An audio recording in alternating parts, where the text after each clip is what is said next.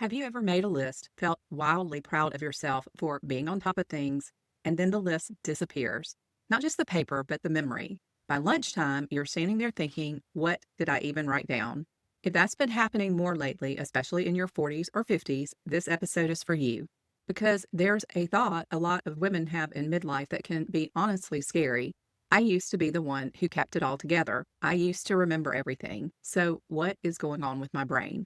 Here's the headline I want you to carry through this whole conversation. You are not losing it, but something real may be changing. And for a lot of women in perimenopause, the explanation isn't always as simple as, well, it's just hormones. Sometimes it is hormones. Sometimes it's ADHD that's been there quietly for decades. And sometimes it's both. At the same time, turning the volume up on struggles you used to be able to manage. My name is Kristen Beasley. Welcome back to the Healthy Life Approach podcast. I'm a certified coach in functional medicine, nutrition, and brain health, and I'm also a certified rehabilitation counselor. For about 25 years, I've worked with complex cognitive and functional patterns. Quick and important note, I'm a health coach, not a licensed medical provider. This podcast is for education, not medical advice. If you recognize these symptoms in yourself, please bring them to your healthcare clinician for an individualized evaluation and care. I am not diagnosing you. Only a qualified clinician can do that. But knowing these patterns exist can help you ask better questions. Let me set the scene for why I care so much about this, personally, not just professionally. When I hit my 40s, perimenopause started doing what it tends to do. Sleep shifted, mood shifted, energy shifted. But what grabbed my attention wasn't the physical stuff, it was my thinking, my ability to hold details, my ability to juggle. I had always been the high-functioning one, the person who could carry the deadlines, the responsibilities, the family logistics, the work task, and the invisible mental load without dropping too much. And then, slowly, it started to feel like my internal system was wobbling. At first, I told myself the usual stories. It's stress, it's midlife, this is what aging feels like. But the longer I sat with it, the more I realized that those explanations didn't fully explain what I was living. And right around that time, as I was studying and becoming certified in brain health coaching, I started digging into the research about how ADHD shows up in women. Not the stereotype most of us were taught, not the little boy bouncing in his chair. I'm talking about the adult woman who learned to compensate so well that she could look completely fine on the outside. The woman who holds it all together using perfectionism, over-preparing, people-pleasing, anxiety-fueled productivity, and sheer grit. The woman who becomes the reliable one, because being unreliable feels unbearable. And then something changes. The strategies don't work the way they used to. The mental energy required to keep everything running becomes too expensive. That's where the story gets interesting, and for many women, it's where it starts to finally make sense. Because one of the biggest hidden supports for coping, especially for women with ADHD traits, can be estrogen. We tend to think about estrogen as a reproductive hormone, but estrogen is also active in the nervous system. It influences brain chemistry. It interacts with neurotransmitters, especially dopamine and norepinephrine. And if you know a little bit about ADHD, those two names matter. Dopamine and norepinephrine are deeply connected with attention, motivation, working memory, planning, follow-through, and emotional regulation. So let's connect this in plain language because you don't need a neuroscience degree to understand what your brain is going through. Dopamine is part of the system that helps your brain decide, this matters, start now. And then it helps you stay with it. It's tied to prioritizing, initiating tasks, focusing, and following through. In ADHD, that system often runs underpowered or inconsistently regulated. It's not about laziness, it's about regulation. Estrogen supports dopamine signaling in several ways. When estrogen is higher and steadier, many women get more support in the exact brain circuits that ADHD tends to struggle with most. Now picture this like a narrative because this is how it feels for so many women. There's a woman who's had ADHD traits her whole life.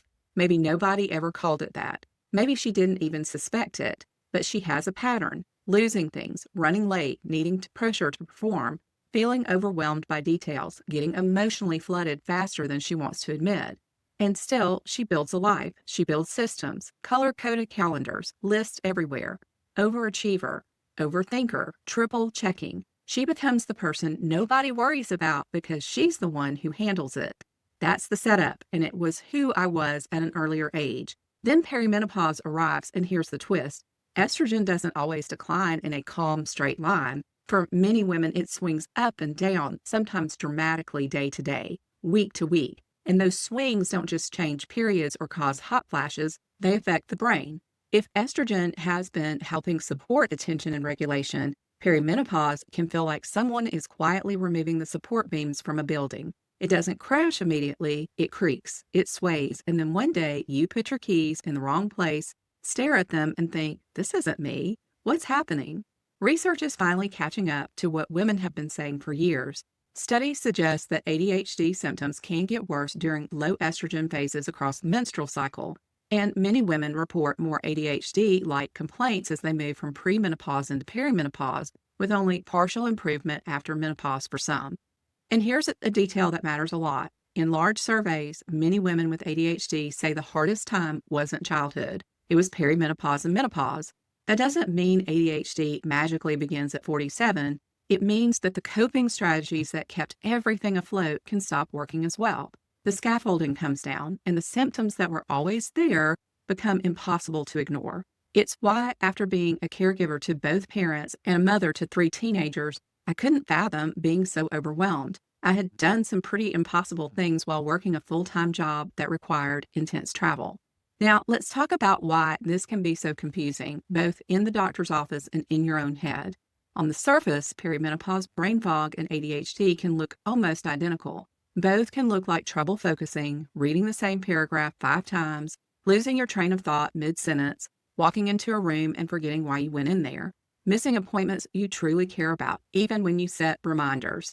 I remember missing a massage once, and the place called me to ask me where I was. I was mortified because I had been looking forward to it for weeks. However, I was feeling mentally wiped out by tasks that used to be simple. Both ADHD and perimenopause can impact working memory, your brain's mental sticky note, the system that holds information briefly so you can use it. When working memory is stressed, it's like trying to cook dinner while your recipe keeps disappearing from the counter.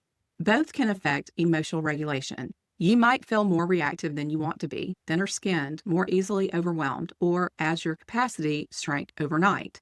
And then there's another layer that makes this even messier. Women have been historically underdiagnosed with ADHD. A lot of girls weren't flagged because they weren't disruptive. They internalized. They daydreamed like me. They forgot their homework. They were labeled as spacey, messy, too talkative, too sensitive, or not living up to potential. Many learn to hide it, and hiding it often looks like high achievement, which is exactly what everyone thought of me. So then in her late 40s, that same woman shows up and says, I can't focus, I'm forgetting everything, and I feel emotionally all over the place. And the simplest explanation gets pulled off the shelf, menopause. And yes, sometimes it truly is menopause, but sometimes it's ADHD, and often it's both. A lifelong neurodevelopmental pattern meets a major neurochemical transition, and suddenly everything gets louder. This matters beyond productivities too. Some research reviews suggest undiagnosed ADHD in women may be tied to higher vulnerability to severe premenstrual mood symptoms, postpartum depression, and increased health risk in midlife. There are even patterns showing up in medical settings where women with lifelong ADHD symptoms appear in cardiology clinics during perimenopause and at younger ages. The point is not to alarm you. The point is to make one thing clear. Being dismissed is not harmless. Getting the right explanation can protect more than your to-do list. One frustrating truth is that science is still catching up. We do not yet have enough research specifically focused on menopause in women who already have confirmed ADHD diagnoses. So sometimes you and your clinician are navigating without a perfect map. But not having a perfect map is not a reason to stop. It's a reason to ask better questions. So let's get practical. How do you start telling the difference between perimenopause-related brain fog and ADHD? Start with the most important clue, the timeline. ADHD does not start in midlife. It's neurodevelopmental, meaning the pattern exists in childhood, even if no one recognizes it. Diagnostic frameworks require symptoms to have been present before age 12. So ask yourself, can I see earlier versions of what I'm dealing with now? Not necessarily as disruptive, but the same flavor. Chronic lateness, which my husband will confirm is my worst trait. Constantly losing items, starting things with great intentions and finishing only under deadline panic. I am famous for tornado cleaning because I normally leave cabinet doors open and leave shoes wherever I pull them off when I walk into a house. Other signs include a need for pressure to perform, feeling like everything takes more effort for you than it does for other people, big emotions that feel bigger than the situation. If that pattern has followed you for decades, ADHD may be part of the picture. Perimenopause brain fog, on the other hand, often has a clear starting line. Women can often say, "This began when my cycles started changing," or "This got worse when my sleep fell apart," or "It comes in waves, and then I get a week where I feel like myself again." That brings us to the second clue, fluctuation. If the symptoms surge and dip in a way that tracks with sleep quality, cycle changes, night sweats, insomnia, hot flashes, or the lead up to a period, perimenopause may be a primary driver. If the struggles are more consistent across time, regardless of sleep or cycle, then that points more toward underlying ADHD traits, even though hormones can absolutely intensify them. Third clue, the breadth of executive function challenges. Perimenopause brain fog often feels like mental clarity gets fuzzy, words are harder to grab, and memory feels unreliable. ADHD tends to be broader, time blindness, which I definitely have, difficulty initiating tasks, inconsistent focus, trouble sequencing steps, impulsivity in speech or decisions, chronic disorganization across areas of life, and emotional reactivity that's been there in some form for a long time. And then there's the category many women land in, both. If you've had a lifelong pattern that felt manageable until midlife, and now it feels like an internal operating system you relied on stopped working, it may not be an either or. So what do you do if you're sitting in that uncomfortable middle thinking, "I can't tell what this is, but I know something's off"? Start with tracking because data cuts through self-doubt. For 2 to 4 weeks, write down when your cognitive symptoms are worse and what's happening around them. Where are you in your cycle, if you still cycle? How is your sleep? Are night sweats waking you up? What is your stress level? Any alcohol? Any new medications? When you gather context, you give your clinician something useful and you give yourself clarity too. Next, bring your history, not just today's symptoms. A meaningful ADHD evaluation is not just, "Are you forgetful lately?" It's, "Has this been a pattern across your life?" Think about school, early jobs, relationships, money management, household organization, emotional patterns, how you've handled overwhelm for years. If your functioning has always depended on white knuckling, say that. If you were the straight-A student who did everything at midnight in a panic, say that. If you've always needed intense structure to feel normal, say that. Then ask for a comprehensive evaluation. A solid ADHD assessment typically includes a detailed clinical interview, developmental history, standardized rating scales, and careful differential diagnosis. That last part matters because anxiety, depression, thyroid issues, sleep disorders, and chronic stress can all look like attention and memory trouble. You want someone willing to rule things in and rule things out thoughtfully, not someone who dismisses you and not someone who rushes to an instant answer without context.